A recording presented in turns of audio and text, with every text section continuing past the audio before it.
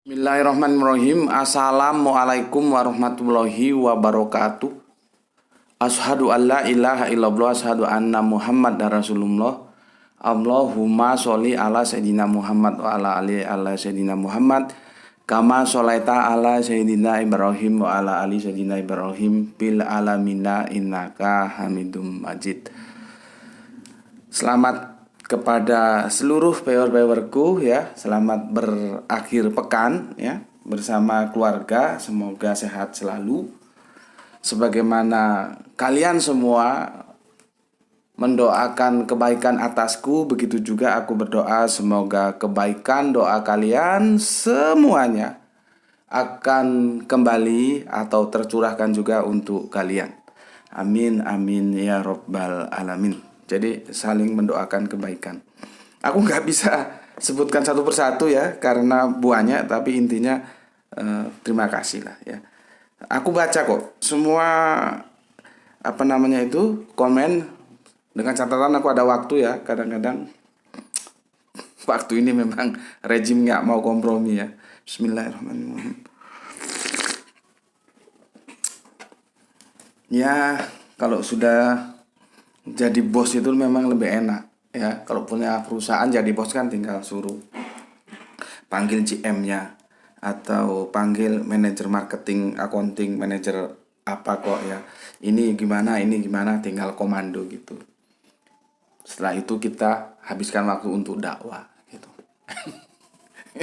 Tapi kalau nunggu jadi orang mapan baru dakwah. Iya kalau nak dalam hidupnya nanti mapan. Nah kalau dalam hidupnya sampai mampus gak pernah mapan, ekonominya Senin Kemis ya, jadi dia gak pernah dakwah dong kalau begitu ya. Ya memang idealnya sih siapa sih orang tidak mau mapan ya. Jadi dakwah enak, sudah gak mikir semuanya lah ya. Urusan keluarga sudah selesai semua. Cuman kayaknya tidak begitu ya. Makanya aku selalu bilang sama teman-teman, ngaji itu jangan waktu sisa. Setelah semua urusan duniamu selesai, baru sisa waktunya untuk kamu ngaji. Jangan. Itu justru bodoh begitu itu ya. Yang benar itu beri alokasi waktu yang itu tidak bisa diganggu gugat. Misalkan hari ini aku ngaji, hari itu tidak bisa diganggu gugat. Semua urusan-urusan dunia itu tidak boleh membatalkan ngajimu. Itu harus sip gitu ya. Oke, itu sekedar intermezzo ya. Intinya aku memberikan semangat pada kalian semua. Berdakwahlah semampumu tanpa harus menunggu engkau jadi ini jadi itu, atau nunggu engkau jadi orang. Toh sekarang sudah jadi orang.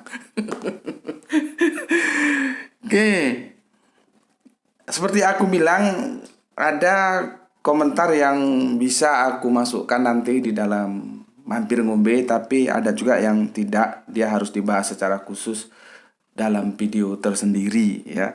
Tapi tentunya aku memilih dan memilah, tidak semuanya bisa aku berikan tanggapannya dalam bentuk video ya. Seperti ini sudah masuk lagi ini.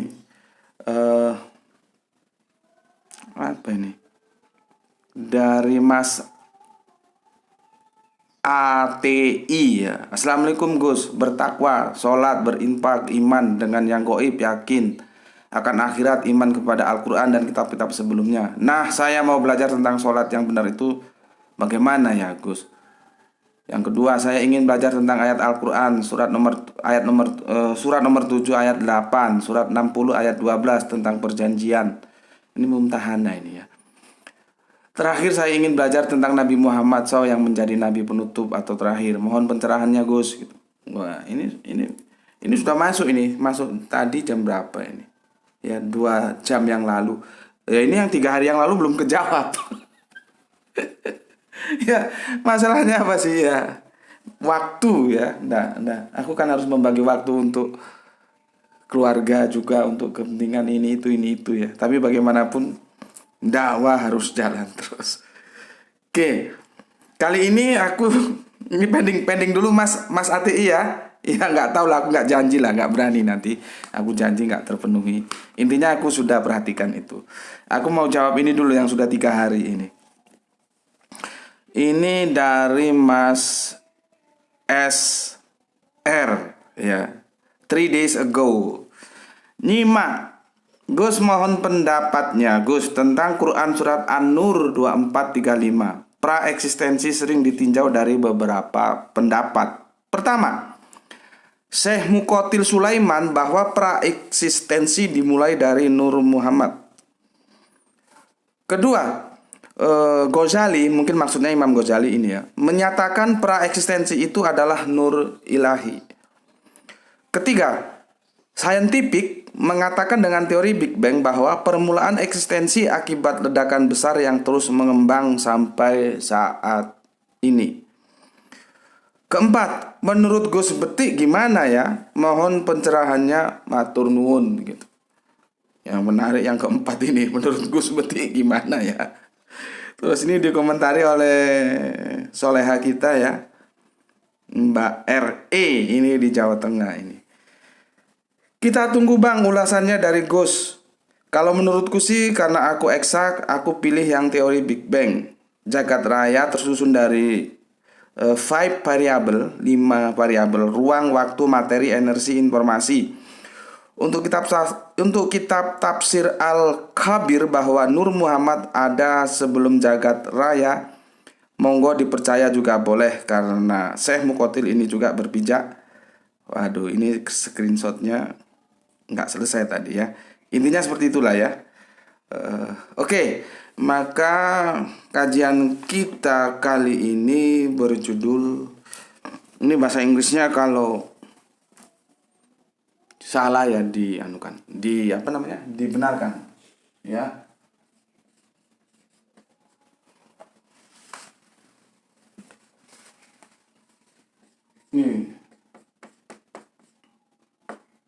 On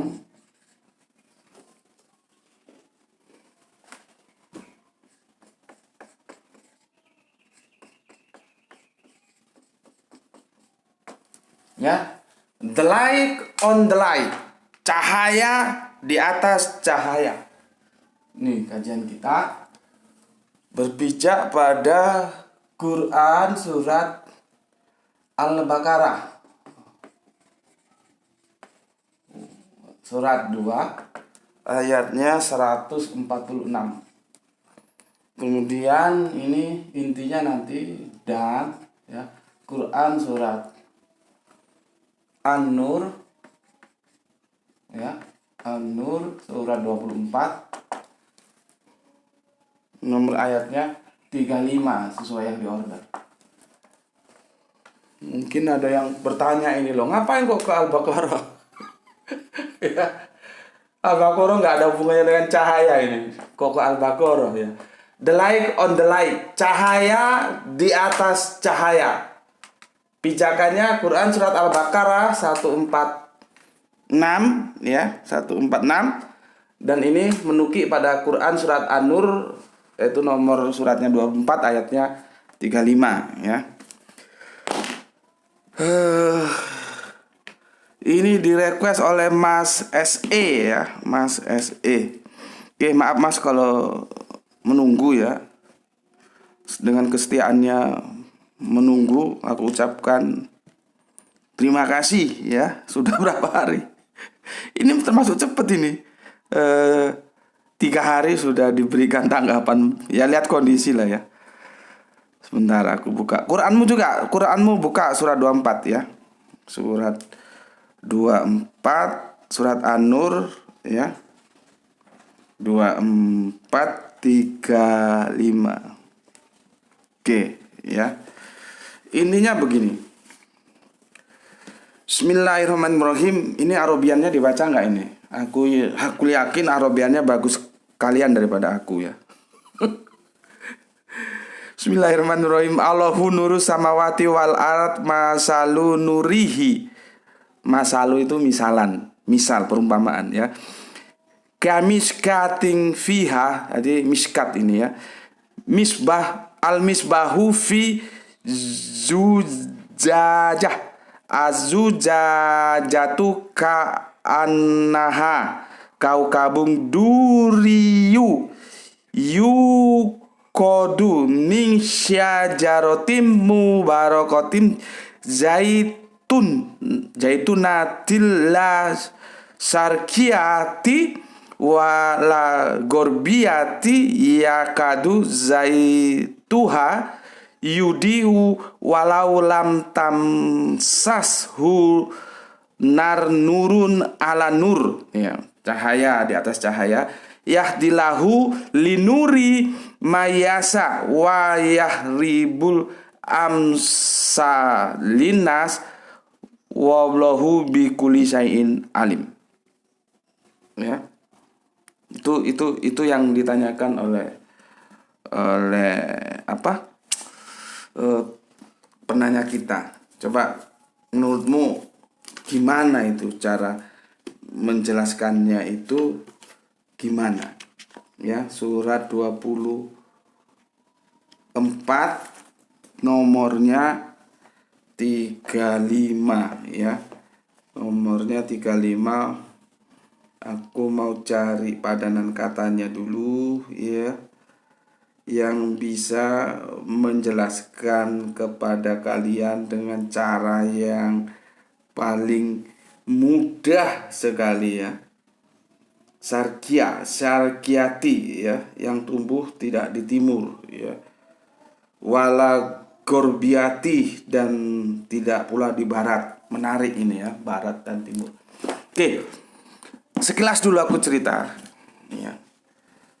Pada waktu itu di kampus itu sedang ada ya diskusi ilmiah lah ya.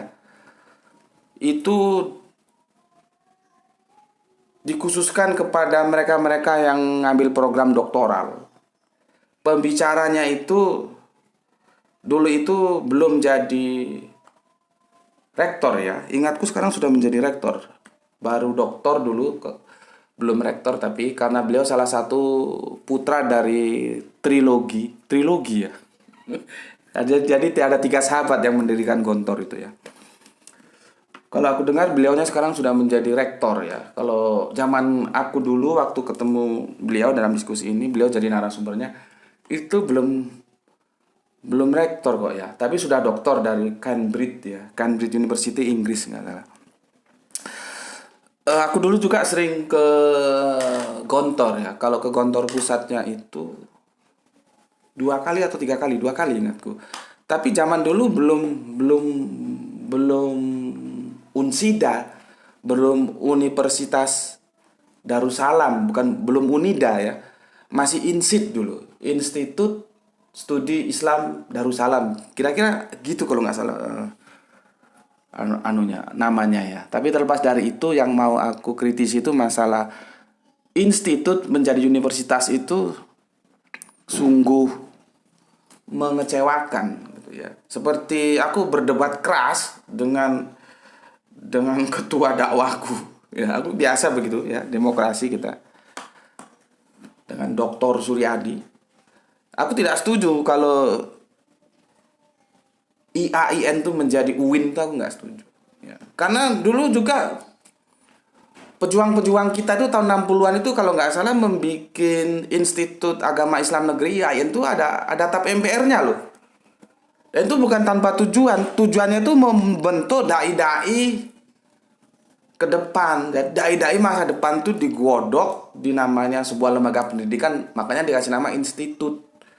Kalau institut itu nggak macem-macem gitu loh. Misalkan kamu, jadi dia spesial. Misalkan gini, kamu masuk ke rumah makan, kalau bahasa Jawanya omah rawon. Nah, berarti dia menunya khusus, rawon tapi khusus, dan itu rasanya harus aduhai. Bukan rumah makan yang ada rawon, ada soto, ada oseng-oseng, ada tetek bengek. Itu biasanya masakannya ya standar-standar aja gitu. Makanya aku sangat kecewa ketika institut ya berubah menjadi universitas, itu UIN itu menjadi IAIN, itu aku IAIN menjadi UIN kok, UIN menjadi IAIN. Itu kebijakannya kalau nggak salah setelah Amerika masuk ke Afghanistan, presidennya masih George Bush Junior ya. Dan menteri luar negerinya itu yang orang kulit hitam itu, si Condoleezza Rice, datang ke Indonesia, nggak tahu bagaimana kebijakan pendidikan terus berubah ya. Seharusnya jangan mau berubah, tetap aja institut. Karena institut itu artinya khusus. Kalau universitas itu sudah uniper, itu umum. Aku pernah naik mikrolet, aku tanya, kamu kuliah di mana?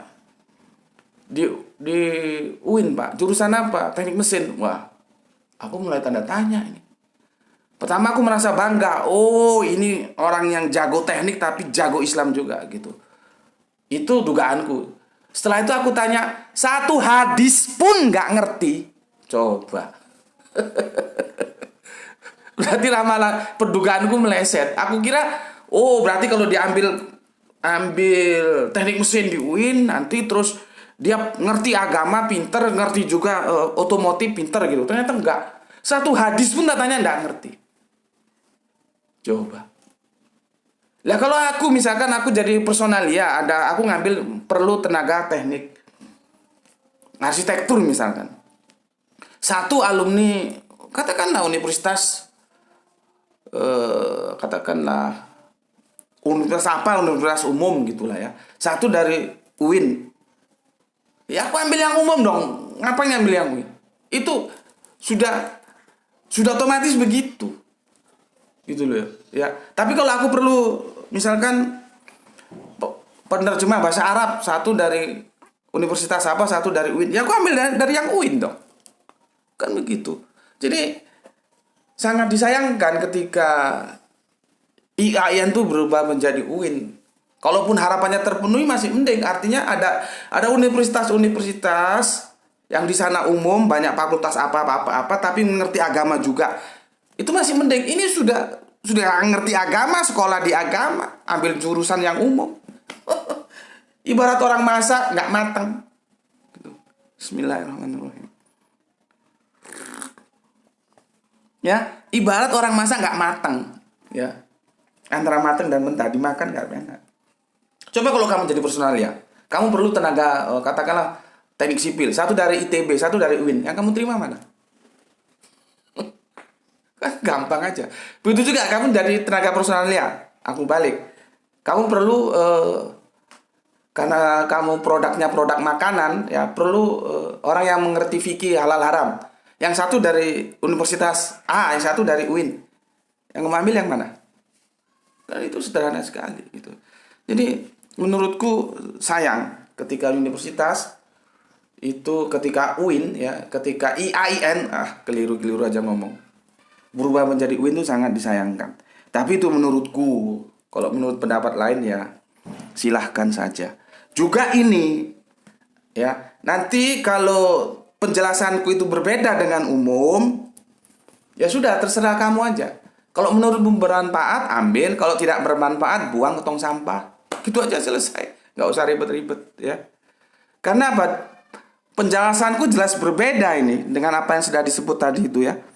Berbeda. Baik itu menurut Syekh Muqatil, baik itu Ghazali, saintifik. Berbeda. Maka jauh-jauh hari aku ingatkan, kalau nanti penjelasanku ini bermanfaat, berguna menurutmu, silakan ambil tanpa kamu membuang pemahaman-pemahaman yang lain yang telah kamu sebut.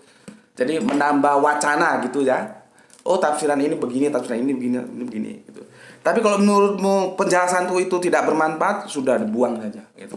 Ya. Jadi nggak perlu ribet-ribet. Oke. Aku kembali lagi. Ceritanya begini, di kampus itu ada program khusus doktoral dan mereka ada diskusi ilmiah. Judulnya ya miskat ini, ayat yang di order ini 2435 ini, ya, menjelaskan ini. Yang menjelaskan itu beliaunya dari Gontor yang sekarang ingatku menjadi rektor ya. Saya jadi rektor ya, dia alumni Cambridge. Khusus untuk program doktoral, artinya ya seperti aku ndak bisa masuk. Orang aku cuman S1 teknik lagi. S1 teknik lagi ya. Kalau S1 sosial itu mungkin masih nyambung. S1 teknik. Sebetulnya kalau aku mau sonong boy ya bisa saja. Kebetulan yang menjadi moderator itu kan ketua dakwahku Dr. Suryadi gitu. Cuman kan yang nggak enak ya. Terus sudah ada aturan terus semau-maunya mau dilanggar itu kan gak enak. Akhirnya aku memutar otak bagaimana supaya aku bisa masuk gitu. Ya sudahlah, aku daftar sebagai apa? aku aku daftar sebagai aktivis dakwah gitu aja, udah bebas nilai masuk. Akhirnya aku bisa masuk bareng mereka-mereka yang ngambil program doktoral gitu ya. Akhirnya masuk. Di dalam itu yang asik ada mahasiswa program doktoral juga, itu pindahan ya, pindahan dari Jogja. Dia bilang, oh orang anaknya pinter, aslinya itu anak dari Kalimantan kalau tidak salah, itu dari daerah Banjarmasin. Tapi pinter anaknya, pinter. Aku salut sama anak itu ya, salut. Dia bilang begini, saya ini pindah karena di sana saya jadi korban feodalisme pendidikan. Jadi setelah saya pindah di sini, jangan sampai saya menjadi korban feodalisme pendidikan lagi. Jadi dia menuntut egaliter, antara yang menuntut ilmu dan yang memberi ilmu egaliter, berbeda, itu biasa begitu kira-kira. Asik ya. Ya itu menjelaskan tentang miskat ini ya. Tentang miskat ini akhirnya aku bisa duduk manis, ikut nimbrung, ikut dengar ya diskusinya orang-orang pinter. Kalau orang pinter-pinter diskusi, kita enak dengarkan. Ya, itu sekilas cerita masa lalu, berapa 6 tahun yang lalu atau lebih, tentang ayat ini ya. Oke, sekarang aku mau komentari dulu ini. Ada tanggapan begini, kita tunggu Bang ulasannya dari Gus. Kalau menurut sih karena eksak, aku pilih yang teori Big Bang. Jagat raya tersusun dari 5 variabel: ruang, waktu, materi, energi, informasi. Untuk kitab tafsir Al-Kabir bahwa Nur Muhammad ada sebelum jagat raya, monggo dipercaya juga boleh. Karena Syekh Muqatir ini juga berpijak bla bla bla bla ya. Ini sintlosnya terpotong. Pada intinya begini. Ini soleha kita ini sudah terjebak pada pemahaman. Makanya aku bilang kan hati-hati. Memahami Alkitab ya, memahami Al-Quran ya. Nanti kalau aku bilang Alkitab ada yang protes ini ya. Memahami kitab-kitab suci ya. Hati-hati. Jangan terjebak semua itu dimaknai secara harafiah. Kalau pendekatannya seperti ini ya, pendekatan eksak, itu berarti kata cahaya di situ dipahami secara harafiah. Tapi apakah benar itu secara harafiah? Kan itu menarik. Jangan terjebak seperti ini. The light on the light, cahaya di atas cahaya. Apakah cahaya ini merujuk kepada cahaya itu sinar matahari itu, ini lampu ini? Kalau fisika memang begitu, tapi ini berbicara fisik atau metafisik? Ya. Makanya untuk teman-teman lainnya juga, semualah pure di sini. Ketika Anda baca Bible, baca Al-Quran, hati-hati. Tentukan dulu itu narasinya berbicara dalam tatanan fisik atau metafisik. Kalau awal menentukan saja sudah keliru, maka kesananya pasti keliru. Ini soleha kita sudah terjebak. Dikirain cahaya di surat An-Nur itu cahaya fisik ini. Ya, ini lampu, ini matahari ya. Seperti itu ya. Enggak seperti itu ya, tidak selalu fisik. Oke. Sebelum ke sana aku jelaskan dulu surat Al-Baqarah 2 ya. Kamu buka surat 2 ya, surat 2 Al-Baqarah surat 2 ayatnya 146. Kamu buka dulu. 146. Jadi aku memperlakukan yang sama terhadap Bible dan terhadap Al-Quran. Jadi untuk teman-teman Kristenku, jangan kau merasa karena aku mengkritik terjemahan-terjemahan dari Bible lalu aku menyerang. Enggak begitu ya. Itu cara pandangmu sudah salah. Aku hanya menunjukkan yang benar itu benar, yang salah itu salah. Akademisi begitu. Dan sekarang aku akan mengkritik terjemahan-terjemahan Al-Quran. Memang kalau itu bisa aku katakan salah. Artinya ketika aku bisa mengatakan salah, aku harus bisa membenarkan. Jadi mengkritisi tanpa solusi itu tidak bijak. Mengkritisi harus memberi solusi. Seperti ini aku akan mengkritik ini. Ya. Aku jelaskan begini supaya kalian, ini kan ada yang Kristen kafir ini kan ada ini. Ya. Kalau aku ngomong kafir jangan lebay ya. Sudah aku jelaskan berkali-kali, kafir itu bukan hujatan ya. Aku pun kafir terhadap imanmu. Aku kafir, yang di luar Islam itu aku kafiri. Aku hanya beriman pada Islam gitu loh ya. Jadi supaya jangan terlalu lebay lah ya. Oke, coba kita lihat ya. Aku nggak tahu ini apa kerjanya para ustadz-ustadz yang top itu ketika ada terjemahan begini. Orang yang telah kami beri kitab, dalam kurung Taurat dan Injil, mengenalnya, domir hu ya. Yu'arifunahu ya. Domir hu-nya itu lari kemana? Ya. Orang yang telah kami beri kitab Taurat dan Injil ya, mengenalnya ya. Kemana itu nyanya itu? Ini dalam kurung Muhammad, berarti ke Nabi. Seperti mereka mengenal anak-anak mereka sendiri. Sesungguhnya sebagian mereka pasti menyembunyikan kebenaran padahal mereka mengetahui. Pertanyaanku, domir hu-nya itu lari ke Muhammad, Kanjeng Nabi, benar atau salah? Coba kamu pikirkan dulu. Ini nggak tahu, ini ustadz-ustadz yang suka ngisi kajian yang top itu, matanya itu pernah memperhatikan itu enggak? Ya. Coba tiap-tiap terjemahan itu diperhatikan, kalau salah kita luruskan gitu loh. Karena apa? Terjemahan itu relatif, bisa salah orang, dia karya manusia kok. Nah, sementara teman-teman kita, saudara-saudara Islam kita banyak yang belum mampu masuk ke original teksnya, mereka akan berpijak kepada terjemahan. Nah, kalau terjemahannya sudah salah, berarti kan nanti pemahamannya salah. Itu loh. Padahal kan berkali-kali aku bilang, alhamdulillah kita sudah diberi original teksnya. Coba pikirkan nasib teman-teman kita yang Kristen itu, hanya modalnya terjemahan doang, nggak ada teks originalnya. Yang kemarin sudah kita kasih kritiknya tentang Yohanes 1 pasal 3 dan apa kemarin? Kolose 1 pasal berapa ya? 16-an kalau nggak salah itu. Kan kasihan mereka. Ini kita alhamdulillah ada original teksnya. Kenapa dibiarin aja ada terjemahan salah seperti itu? Gitu loh ya. Oke, 146 ya. Aladina atainahumul ya, orang-orang yang telah kami beri kitabah ya. Maksudnya itu Taurat dan Injil, yu'arifunahu ya. Mereka mengenalnya, yarifunahu. Domir hu-nya itu kemana? Benar itu ke Kanjeng Nabi. Coba. Semua kan pada diam, pada membiarkan seolah-olah itu benar. Coba tarik atas, satu atas ke atas, ya, satu ayat ke atas, 145, ya, lihat ini, ya, 45.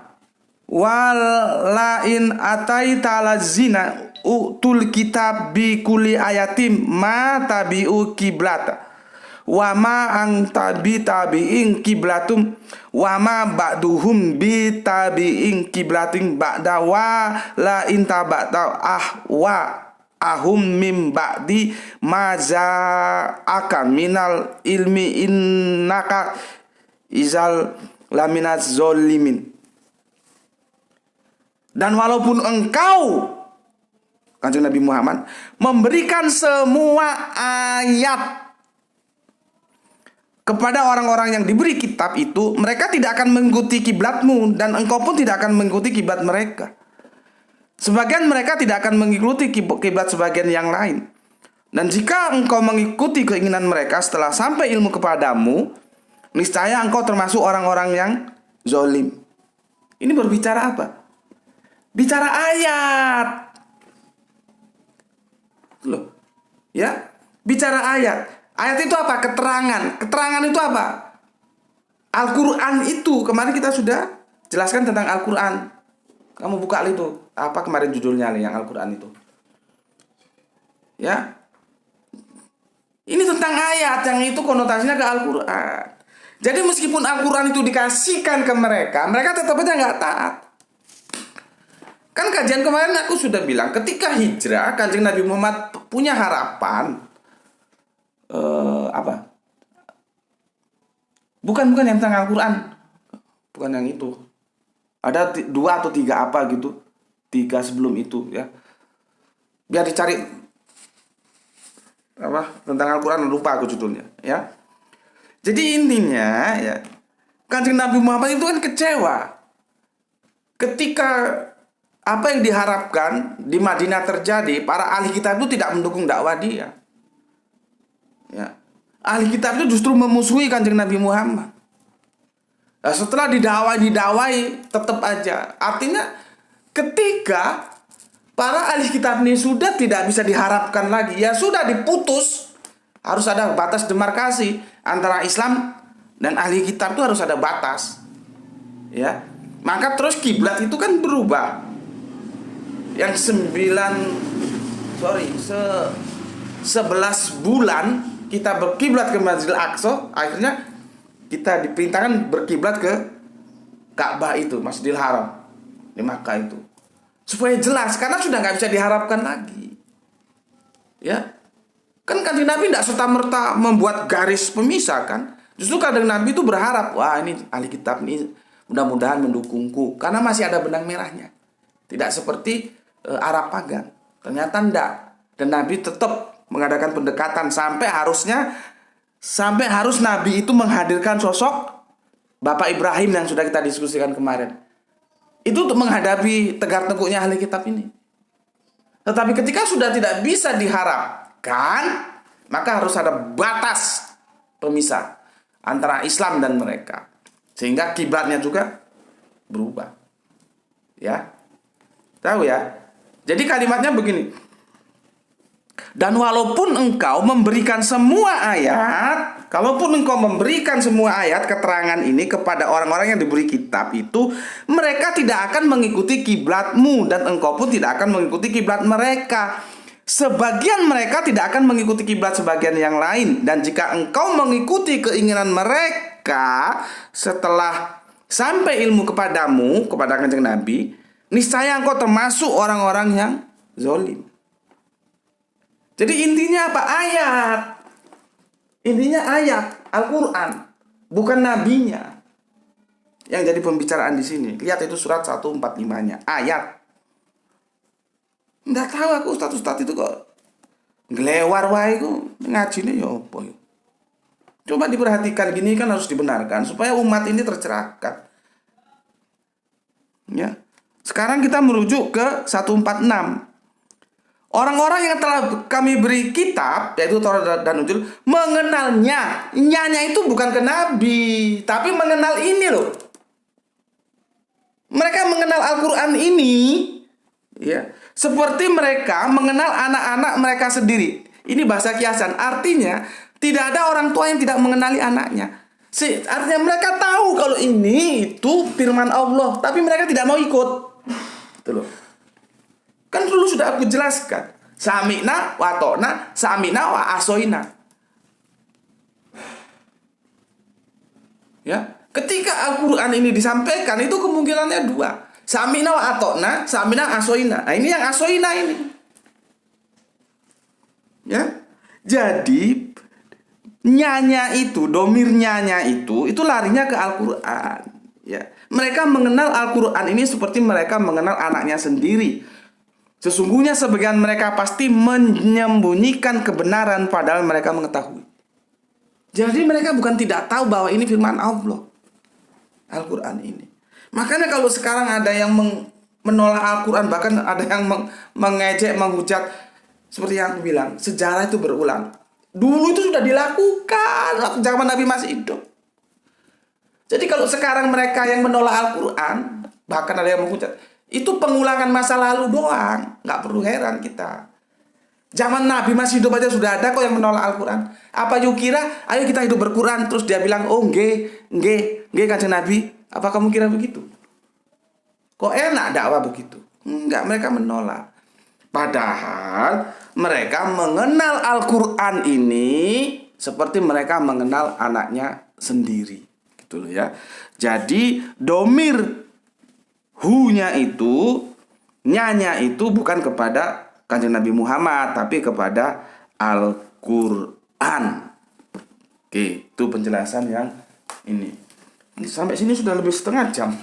Bagaimana mau bikin 1 jam? Ini ya penjelasan yang ini. Sekarang aku menjelaskan Quran surat An-Nur 24-35.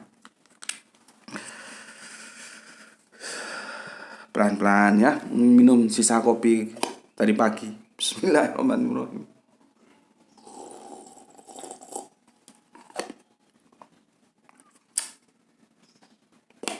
Ada filosofi gula di sini. Dia nggak nampak, tapi dia memberikan peran. Dia bisa membuat yang pahit menjadi manis. Maka belajarlah pada filosofi gula dan kopi. Bagaimana pahitnya kehidupan itu, usahakanlah dia menjadi manis. Ya. Aduh. Sekarang surat apa? Sorry tadi intermezzo ya. Surat An-Nur sekarang ya. Surat An-Nur itu surat 24. Jangan Al-Nur ya. Jangan seperti teman kita yang Kristen itu. Al-Nur itu nggak ada. An-Nur ya. Nanti kan huruf itu kan terbagi. Huruf Komariah, huruf Syamsiah. Itu aturannya beda-beda lagi ya. Ini An-Nur bukan Al-Nur. At-Taqwa bukan Al-Taqwa ya. Nomor piro lagi? 35 ya. Nomor 35. Bismillahirrahmanirrahim. Ya. Oke. Aku beri lagi penjelasan introduction ya. Terkhusus surat An-Nur nomor 35 ini aku sudah dijelaskan oleh guru-guru Al-Qur'anku ya. Mohon bantuan doanya untuk 2 guru Al-Qur'anku, Gus Husnul, Gus Panani, mana beliau orang-orang yang ikhlas dalam mendakwakan Al-Qur'an dan telah dipanggil oleh Gusti Allah Agung sebagai hamba kesayangannya. Semoga beliau-beliaunya mendapatkan tempat dalam kasih sayang Gusti Allah Agung ya. Dan ini aku juga pernah dijelaskan oleh guruku Gus Hendy yang sekarang juga lagi diuji dengan sakit ya. Makanya ini ngaji kami jadi dipending dulu sementara menunggu beliau sampai sembuh. Aku mohon doanya ya. Jadi kalau kalian nonton itu santri embongan, nah itu kami ngaji bareng dengan Gus Hendy ya. Jadi itu biasanya tiap hari Minggu, hari Ahad. Nah, ini harus segera dibenahi. Jangan lagi ngomong Minggu, Ahad ya. Setiap hari Ahad kami ngaji, akhirnya dipending menunggu beliau sembuh. Makanya aku juga minta doa-doa kalian atas kesembuhan Gus Hendy. Semoga Gusti Allah Agung segera mencabut sakitnya dan memberikan atau memulihkan kesehatannya kembali. Jadi dari penjelasan guru-guruku itu tentang ayat ini aku rangkum dan aku kasihkan kepada kalian semua. Seperti tadi, cocok ambil, tidak cocok buang. Ya, nggak ada masalah. Karena jelas beda nanti ini ya. Membaca ini harus dimulai, kita tidak bisa potong di 35-nya saja. Kita harus naik ke atas di 34 ya, 34 dan nanti berhenti di 42 ya. Jadi ini harus kita baca dimulai surat yang nomor 34 sampai 42 ya.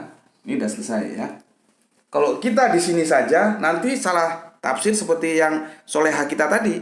Cahaya itu dimaknai secara harafiah ya, karena fisika itu berbicara harafiah. Fisika itu empiris ya. Harafiah ini cahaya ini. Enggak, ini bukan cahaya itu ya. Bukan cahaya seperti lampu ya, dan itu di luar ini ya. Bukan begitu. Oke, aku baca. Aku nggak usah baca Arabiyunnya lah ya. Di samping bacaanku jelek banget, nggak memenuhi standar, juga nanti lama waktunya ya. Kalian lebih pintar, lebih ngerti, lebih bagus. Makhrotnya juga lebih asik ya. Oke. Aku tak ke Indonesianya saja, terjemahannya saja. Nanti kalau ada terjemahan yang salah, itu mesti aku kritik dan aku benarkan. Seperti tadi ya di surat Al-Baqarah itu tidak, itu hu-nya itu ke Al-Qur'an bukan ke Kanjeng Nabi. Oke, bismillahirrahmanirrahim. Dan sungguh kami telah menurunkan kepadamu ayat-ayat. Ingat, ayat-ayat kan? Tadi di Al-Baqarah saja berbicara ayat. Hati-hati ya. Jadi di sini itu pada satu diksi ayat. Hati-hati. Ya. Berbicara ayat itu nanti banyak. Al-Qur'an itu termasuk ayat. Alam ini ayat. Kadang-kadang orang bilang tanda-tanda. Nanti kumpulan ayat itu aturan. Kemarin kita bicarakan tentang aturan yang berawal dari sirot. Ya, alhamdulillah maka untuk pewer-pewer baru, dan aku ucapkan terima kasih sekali kepada kalian semua ya yang sudah mendukung channel ini ya. Kita doakan mereka yang telah memberikan kontribusi baik yang transfer lewat dana infak maupun lewat anti skip ya, semua sesuai kemampuannya masing-masing lah ya. Aku tidak tahu kemampuan kalian masing-masing. Kalau yang mampu memberikan dana infak ya silahkan. Kalau yang mampunya hanya anti skip, anti anti download juga silahkan. Tolong dibantu di share linknya. Itu ada yang saudara kita dari Sulawesi Makassar enggaknya, dia sudah share di Facebook. Monggo silahkan di share. Semakin banyak di share itu semakin bagus ya, supaya dakwah bisa sampai kemana-mana, dan itu sudah menjadi amal soleh untuk kalian semuanya. Jadi untuk kalian semuanya, baik yang melalui dana infak, baik yang melalui anti skip, anti download ya, semoga itu menjadi catatan amal soleh kalian ya, menjadi catatan langit yang itu menjadi bekal untuk nanti ya. Aku ucapkan matur nuwun, terima kasih. Aku nggak bisa sebutkan satu-satu ya. Kalian sudah mengambil bagian dakwah di channel ini. Berikutnya aku juga terima kasih untuk para viewers. Sekarang sudah berapa viewersnya? Berapa? Berapa? Kalau Bapak minta itu yang cepet dong. Ya.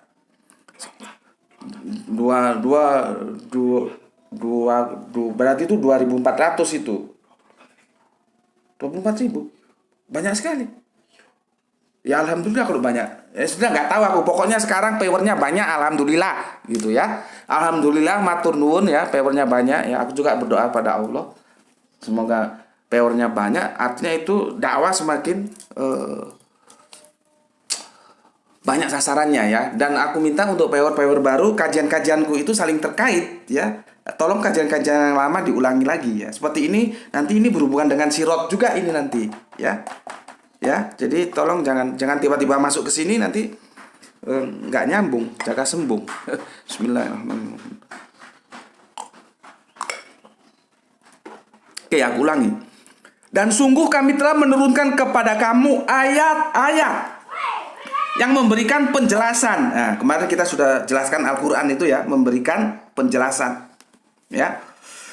Dan contoh-contoh dari orang-orang yang terdahulu sebelum kamu, dan sebagai pelajaran bagi orang-orang agar kita bertakwa. Ya. Makanya aku bilang Al-Qur'an itu memang sih ya juga mencatat sejarah-sejarah kehidupan orang masa lalu untuk menjadi contoh kehidupan kita. Tapi walaupun demikian Al-Qur'an bukan kitab sejarah. Ya. Aku ulangi.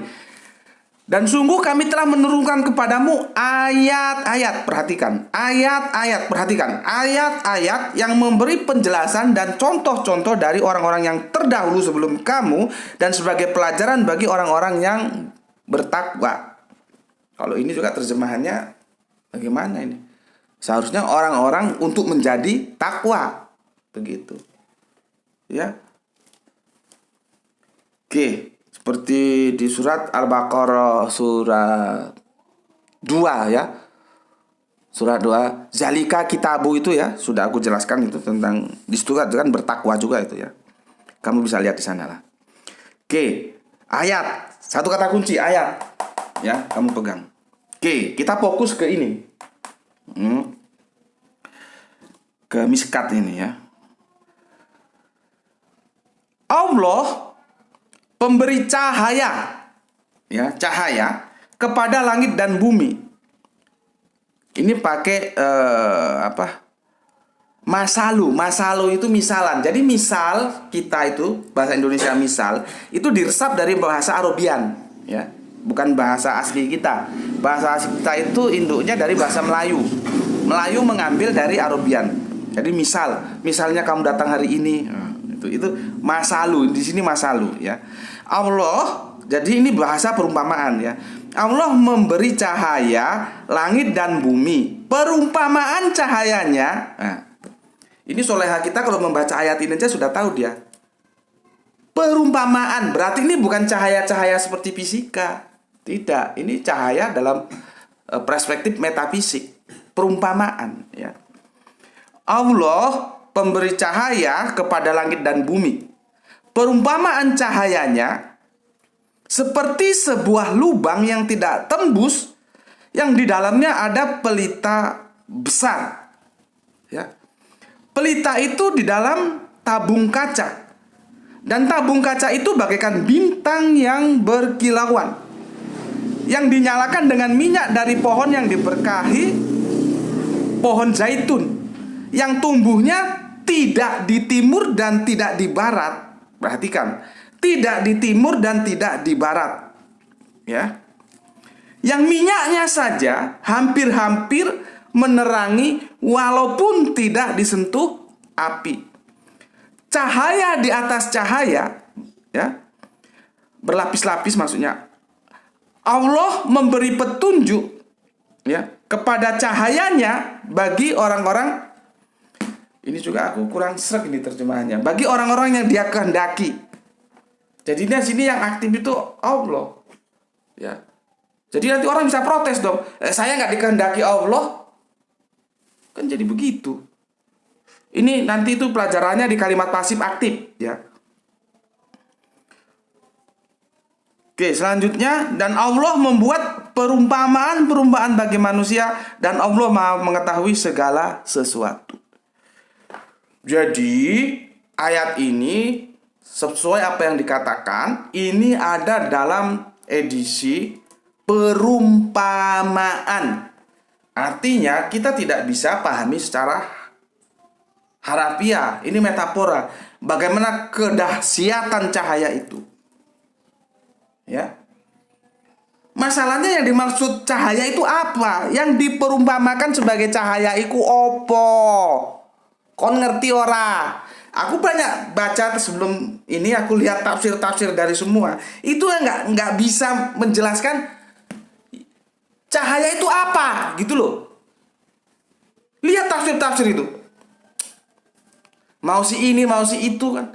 Kan yang namanya perumpamaan tuh mesti ada yang diumpamakan. Ya. Di wajahmu kulihat bulan. Itu kan perumpamaan, tapi kan ada yang diperumpamakan. Siapa yang di wajahnya kulihat bulan? Pacarku, istriku, kan gitu. Ya, jangan kamu lihat, oh ini wajahnya ada bulan. Ya, perumpamaan tuh mesti ada yang diperumpamakan. Nah sekarang yang dimaksud dalam perumpamaan cahaya itu apa? Ini yang nggak pernah dibahas. Ya. Dia bikin aku gregetan. Dari dulu ngaji, sekarang ngaji, besok ngaji, dapatnya ngocah ngaji, tapi ora ro popo. Bismillahirrahmanirrahim. Ya. Ini dahsyat. Maha dahsyat ini. Makanya the light on the light. Cahaya di atas cahaya. Enggak tanggung-tanggung. Tapi apa? Yang dimasalukan itu apa? Yang diumpamakan sebagai cahaya itu apa? Ini yang nggak pernah diungkap. Oke ya. Nanti aku jelaskan. Aku ke bawah dulu. Cahaya itu di rumah-rumah yang di sana telah diperintahkan Allah untuk memuliakan dan menyebut namanya. Di sana bertasbih. Ya, namanya pada waktu pagi dan petang. Maksudnya itu bertasbih menyucikan namanya Allah. Ya.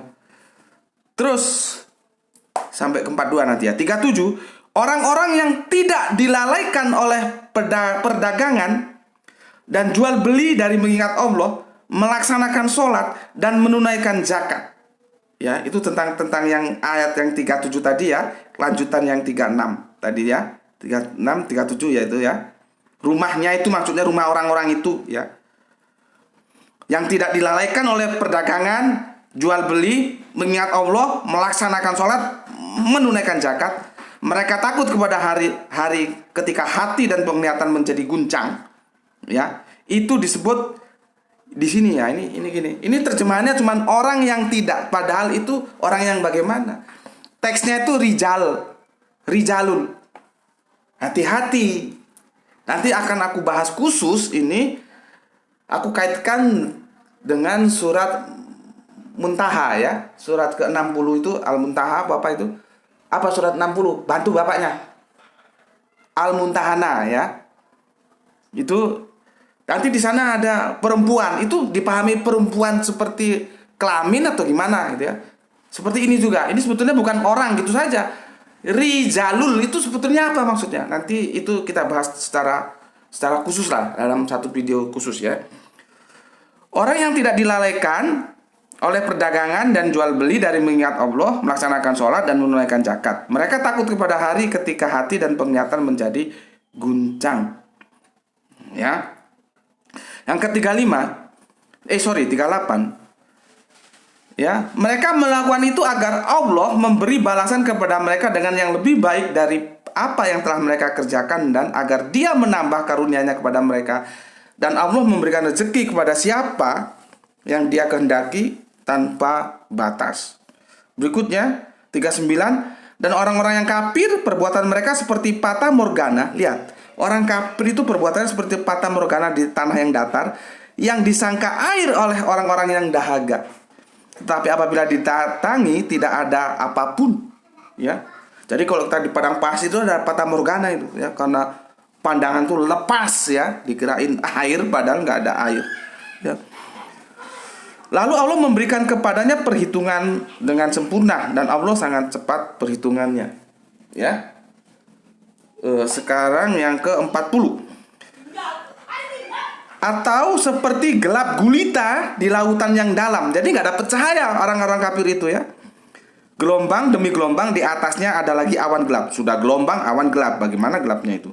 Itulah gelap gulita yang berlapis-lapis. Kalau ini tadi cahaya yang berlapis-lapis, ini gelap gulita yang berlapis-lapis. Jadi dalam Al-Quran itu jelas konsep iman kafir, iman kafir, iman kafir, kafir iman, kafir iman, kafir iman. Makanya itu datanglah surat Al-Kafirun, bukan surat apa jenenge gue? Non muslimun. Nggak ada surat non muslimun itu. Kamu sampai mampus ngaji dari masyrik sampai maghrib, dari barat sampai timur, dari timur sampai barat, mondok dimanapun, nggak ada surat surat non muslimun itu nggak ada. Yang ada surat kafir, Al-Kafirun. Ya. Jadi Islam itu menjelaskan konsep iman kafir. Ya. Oke, sekarang yang 41. Tidakkah engkau tahu bahwa kepada Allah lah bertasbih apa yang ada di langit dan di bumi, dan juga burung-burung yang mengembangkan sayapnya, ya. Masing-masing sungguh telah mengetahui, ya, cara ya berdoa dan bertasbih. Allah mengetahui apa yang mereka kerjakan. 42 ya, ini akhirnya ya. Dan milik Allah lah kerajaan langit dan bumi, ini milik Allah, dan hanya kepada Allah lah kembali. Ya. Makanya aku bilang kemarin, ketika Yesus bersyukur kepada Tuhan langit dan bumi, itu yang Allah itu Tuhan langit dan bumi itu. Karena Allah yang memiliki langit dan bumi, Dia raja, Malik. Malikinas di surat Al-Fatihah jelas. Jadi Allah itu sebagai Malik, bukan yang lain ya. Dan Yesus pun bersyukur kepada Tuhan langit dan bumi. Siapa? Ya Allah itu. Yang dipanggil apa oleh Yesus? Dipanggil oleh Bapa. Kalau di Injil Arabnya itu Abuna, Aba gitu ya. Ini kalau orang-orang geblek aja nggak ngerti nih aku jelaskan. Tapi kalau orang-orang yang sudah ngikuti kajian Gus Besti ya, apapun agamanya insya Allah nyaut. Tapi kalau dasar geblek ya nggak nyaut, repot. Ya sudah, biarin aja. Ya, oke. Jadi itu satu perikop. 34, 42 harus dibaca semua. Ya. Ya. Ini ya. 24 apa? Suratnya 24, yang kita bidik 35, tapi harus dibaca dari mulai 34 sampai 42. Sekarang aku jelaskan yang 42. Ya. Ini harus hati-hati nih jelaskannya. 42. 42 ini lari-lari. An-Nur 35, sorry sampai aku gak salah. Yang 35 aku jelaskan ya. 35. Oke. Pertanyaannya, apa yang dimaksud cahaya di situ? Seperti di Al-Baqarah tadi itu aku jelaskan, ayat-ayat yang di sini dimaksudkan cahaya itu, dia kan itu ayat yang nomor 34 mengatakan, dan sungguh kami telah menurunkan kepadamu ayat-ayat yang memberi jelaskan. Ayat-ayat ini merujuk kepada ini, nampak deh. Nampak? Ini loh. Kamu biar pintar otakmu. Ini loh. Nih. Kemarin kan sudah kita ngaji. Ini itu disebut sebagai ayat-ayat ini juga yang memberikan pencerahan, penjelasan, pemberi penjelas. Ya. Makanya aku bawa ke sini dulu supaya kalian tahu domir hu-nya itu kemana? Ke Al-Quran. Ayat-ayat itu ya Al-Quran ini. Jadi ini yang dimaksud. Bukan cahaya itu, ini lampu itu, bukan. Ya. Ini itu cahaya di atas cahaya. Ini menjadi panduan kehidupanmu. Sirotol mustaqim. Kemarin sudah baca tentang sirot, tentang jalan. Kalau kamu jalan kehidupanmu tanpa panduan ini, maka kamu berada di kegelapan. Ya, orang-orang kafir itu di kegelapan. Ya, sudah gelap, di dalam laut itu gelap ya, ada gelombang lagi, gelapnya gelap. Ini jadi panduan kehidupanmu. Ya.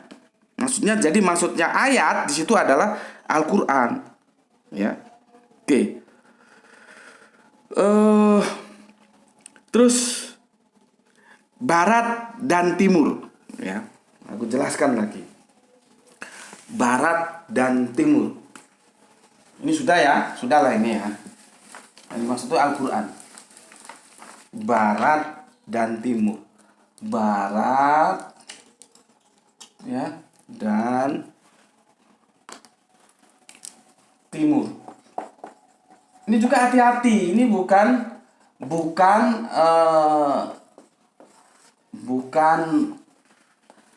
sana barat, sana timur, bukan begitu, bukan mata angin, ya.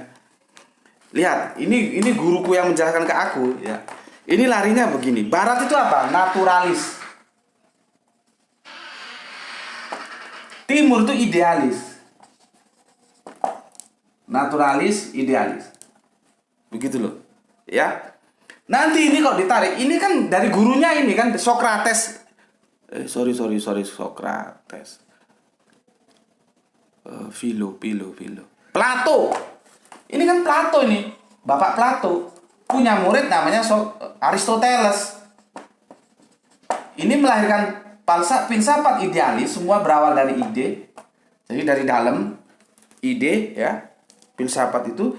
Aristoteles muridnya berbeda. Enggak, semua dari luar, dari natural, dari alam. Orang belajar dari alam. Orang lihat ayam. Oh, ayam itu dari telur. Tapi telurnya dari ayam. Sebetulnya itu telur dari ayam, itu ayam dari telur. Maka disimpulkan, maka harus ada ayam yang tidak dari telur atau telur yang tidak dari ayam. Gitu. Jadi diamati natural ini, disusunlah ilmu. Ya. Kalau ini dari ide dulu. Nah, inilah yang aku bilang, guru murid itu tidak harus paham. Akhirnya kan ini menjadi dua besar aliran filsafat, idealisme dan naturalisme. Paham ya? Di sini. Ya kalaupun tidak paham ya belajar paham lah, ya. Akhirnya seperti itu. Ya, antara ide menghadirkan idealisme dan natural alam. Jadi orang itu ilmu itu dari ide, yang satu lagi ilmu itu dari alam. Al-Quran itu tidak mau ikut-ikut itu. Al-Quran bukan idealisme, Al-Quran itu bukan idealisme, bukan naturalisme. Al-Quran itu adalah ilmu Allah. Dia tidak idealisme, tidak naturalisme. Ngerti? Tidak barat, tidak timur. Dia berdiri sendiri, dia independen. Ngerti kamu? Jadi nggak bisa dipengaruhi dia. Ya, itu artinya barat dan timur. Dia tidak berasal dari barat, tidak berasal dari, dia independen, berdiri sendiri dari mana? Dari Allah. Jadi pandangan hidup kita jangan idealisme, jangan naturalisme, karena ini pikiran manusia, bisa benar, bisa salah. Kalau ini ilmu dari Allah. Kalau ini ilmu dari ide, kalau ini ilmu dari alam. Manusia punya ide, disusunlah teori-teori jadi ilmu. Kalau ini enggak. Orang mengamati alam, apa yang terjadi, susun teori-teori jadi ilmu. Kalau kita orang Islam tidak, ilmu dari Allah. Lewat apa? Al-Quran. Itu dari guruku yang almarhum ya. Mohon bantuan doanya, semoga beliau tetap dari kasih sayang Gusti Allah ya. Sekarang yang dari guruku Al-Quran yang sedang diuji dengan sakit, dan mohon doanya lagi ya, semoga segera sembuh ya. Langsung ke 36. Cahaya itu di rumah-rumah yang di sana telah diperintahkan Allah untuk memuliakan dan menyebut namanya, di sana bertasbih, menyucikan namanya pada waktu pagi dan petang. Kamu pernah dengar hadis? Jangan jadikan rumahmu itu kuburan. Ya. Itu artinya apa? Rumah nggak pernah untuk sholat, nggak pernah untuk ngaji, itu kuburan. Meskipun rumahmu itu harganya 1 miliar, tapi nggak pernah untuk ngaji, nggak pernah untuk sholat, nggak pernah untuk belajar agama, itu namanya kuburan. Tapi ini meskipun ngontrak dan berapa ini? Sempitnya ini sampai buku-buku berserakan, nggak ada tempat. Tapi di sini untuk ngaji Al-Quran, inilah yang disebut rumah, bukan kuburan. Ngerti? Itu bahasa-bahasa sastra. Artinya apa? Rumahmu itu jadikan untuk belajar Al-Quran, baca Al-Quran, tapi itu bukan baca lafadznya doang. Kan aku sudah bilang, katam itu katam secara lafadz. Ya, dia tahu ayat ini di sini, ayat ini di sini, surat ini bunyinya begini, ini ada di pojok atas sana, ini di kiri bawah, ini halaman sekian, ini itu masih itu katam, tapi masih sepertiganya. Aku sudah jelaskan dulu, kamu lihat itu Al-Quran. Yang sepertiganya lagi katam, dia paham apa yang dimau. Kan Al-Quran itu kan risalah, pesan, message. Makanya Nabi disebut messenger. Pesannya apa? Dia paham. Setelah dia paham, dia lakukan apa yang dia pahami itu sebagai penuntun kehidupannya. Itu baru katam. Al-Quran itu baru katam. Itu bukan hanya sekedar baca, ini di sana nomor sekian, sekian dari bawah, sekian dari atas. Itu baru sepertiga. Apakah itu bagus? Bagus itu, tapi masih sepertiga bagusnya. Jadi jangan sembarangan ngomong kotam katam. Nggak begitu. Makanya kita dilarang membaca Al-Quran tuh, lidahnya dicepet-cepetin tuh dilarang. Supaya kamu paham maunya Allah itu apa sih gitu. Sama aja kamu ngirim surat kepada pacarmu, yang nanti aku beliin sate ya, aku ini lapar. Tiba-tiba suratnya itu kamu baca, kamu cium-cium, kamu baca. Tapi ketika pulang kamu ditanya, lo mana satenya? Lo nggak ada. Lah kamu nggak baca suratnya? Ya baca, tapi aku nggak ngerti maksudnya. Itu kan kepalamu tuh dijontorkan begini itu sama pacarmu. Begitu juga Al-Quran ini bukan hanya sekedar dibaca, dicium, bukan. Lakukan apa yang ada dalam Al-Quran itu. Paham ya, hafal ingat surat-suratnya, hafal ya, paham, lakukan, itu baru kata. Oke, ya. Rumah yang tidak pernah untuk belajar Al-Quran itu kuburan. Makanya aku akan bilang seperti aku tiap pagi pada subuh itu, walaupun hanya satu lembar, tapi rutin baca Al-Quran. Kan aku pesan sama kalian begitu. Nggak tahu kalian ini sudah yang melakukan belum? Ya. Jadi cahaya di rumah-rumah yang di sana telah diperintahkan Allah untuk memuliakan dan menyebut namanya, di sana bertasbih menyucikan namanya pada waktu pagi dan petang. Ya. Ingat, ketika Kanjeng Nabi memproklamasikan kerasulannya, itu namanya kalau di bahasa intelijen, bismillahirrahmanirrahim, itu cutter melon, belah semangka. Kanjeng Nabi melakukan strategi siasah makar belah semangka. Setelah Kanjeng Nabi ya menjadi nabi, itu masyarakat Arab itu terbelah menjadi dua. Ada yang menerima, ada yang menolak. Yang menolak dibiarin dulu. Yang menerima ini dirumat, kalau orang Jawa bilang, dirawat. Di mana? Di Darul Arkom, di rumahnya Pak Arkom. Di sanalah studi Al-Quran itu bermula. Paham kalian? Jadi studi itu perlu, education itu perlu. Edukasilah yang bisa merubah peradaban. Kalau kalian hanya delahom saja, hanya nonton video-video yang sensasi-sensasi doang, mau jadi apa kamu? Mau jadi apa? Gitu ya. Tonton itu video-video yang mencerahkan kehidupanmu, yang bergizi, yang menyelamatkan kamu dari dunia sampai akhirat. Kalau yang lain-lain ya bolehlah sebatas hiburan. Ini sudah kamu tahu dibodohi, kamu tonton aja. Kan bisa dilihat, oh channel ini biasanya judulnya gini-gini, nanti isinya bukan begitu. Kan ngapain kamu lihat lagi channel itu? Kan digobloki sama yang punya channel, mau aja. Ya.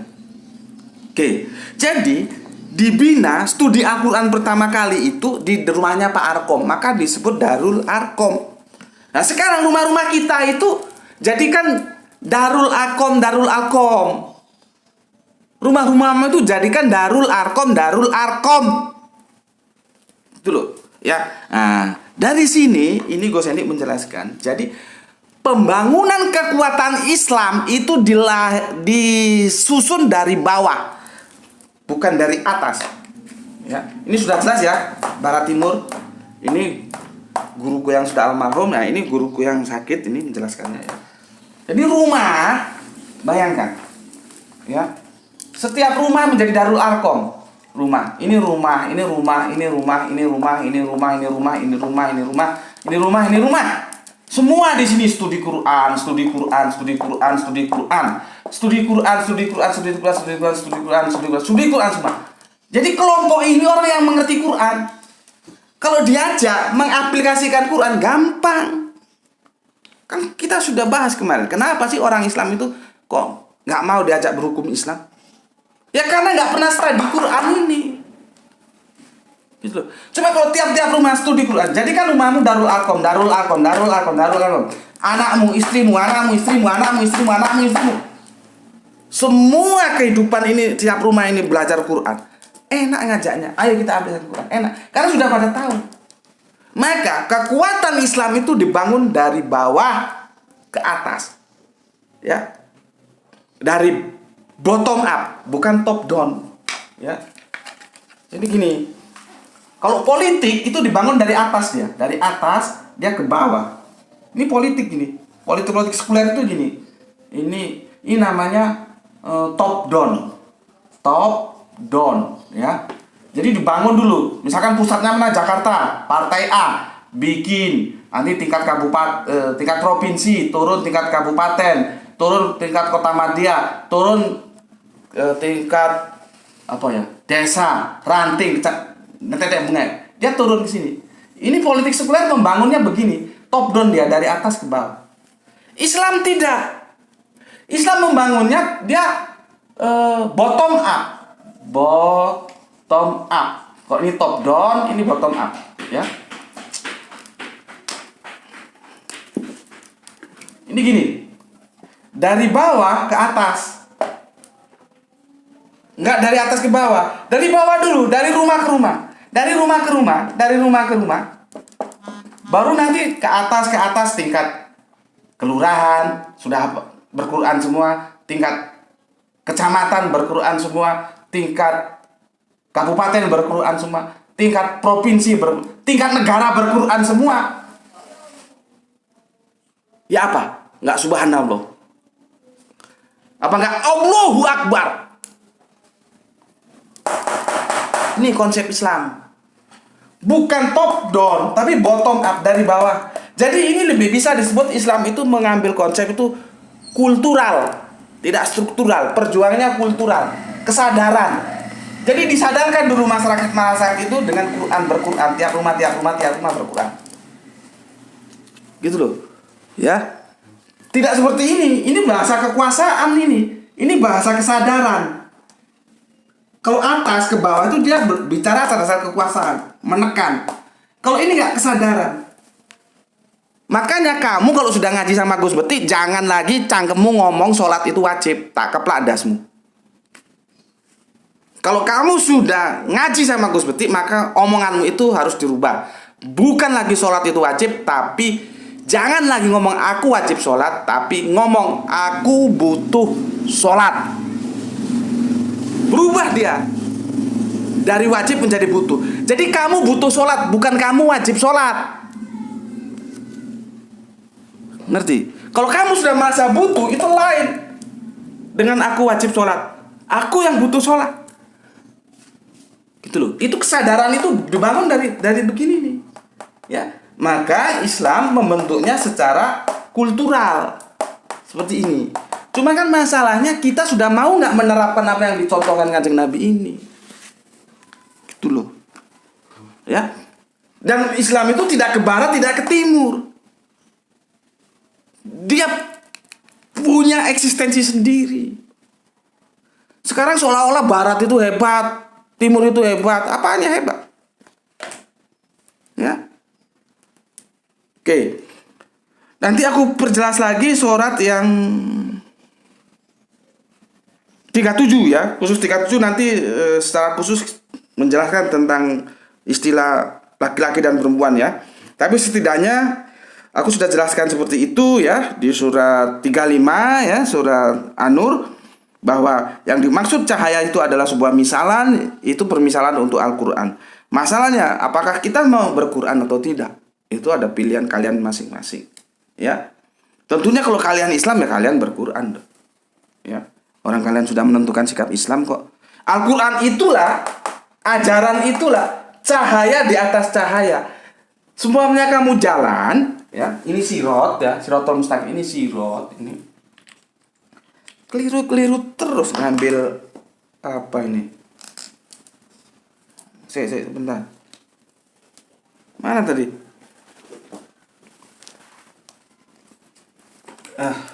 Tak tag dulu. Bukan.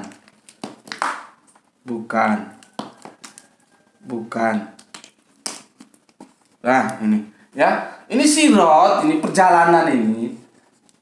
Kalau gelap, kamu akan nubruk-nubruk, maka dia perlu cahaya. Apa? Al-Qur'an ini. Yang disebut itu ayat-ayat tadi itu.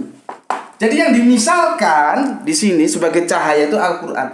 Hidupmu akan selamat, jalanmu akan sampai kepada tujuan setelah kamu mendapatkan cahaya. Ya apa? Al-Quran. Kalau Al-Quran boleh, jalan. Al-Quran larang, berhenti. Begitu. Ya. Jadi jadikan Al-Quran itu menjadi panduan kehidupanmu. Dan Al-Quran itu tidak barat, tidak timur. Dia punya aturan sendiri. Dari mana? Dari Allah. Ilmu itu dari Allah. Bukan ilmu dari ide atau ilmu dari alam. Itu kan pandangan para filosofis gitu ya. Oke. Aduh, sudah berapa lama ini? Sudah 1 jam lebih 14 menit. Ya. Itu batas kemampuanku menjelaskan ya. Tentunya berbeda dengan penjelasan-penjelasan lain ya. Tapi apapun itu seperti di awal aku bilang, nggak usah terlalu ribet lah. Kalau kamu cocok, kamu ambil ya, tanpa harus meninggalkan tafsiran-tafsiran yang selama ini sudah kamu terima. Ambil aja sebagai sebuah, oh ternyata koleksi lah ya, sebagai koleksi pemahamanmu. Ada yang menceritakan seperti ini gitu ya. Itu apabila kamu rasa bermanfaat. Tetapi seandainya penjelasanku ini tidak bermanfaat, ya sudah, buang saja ke tong sampah gitu. Ya, sampai ketemu lagi. Bismillahirrahmanirrahim. Alhamdulillahirabbil alamin.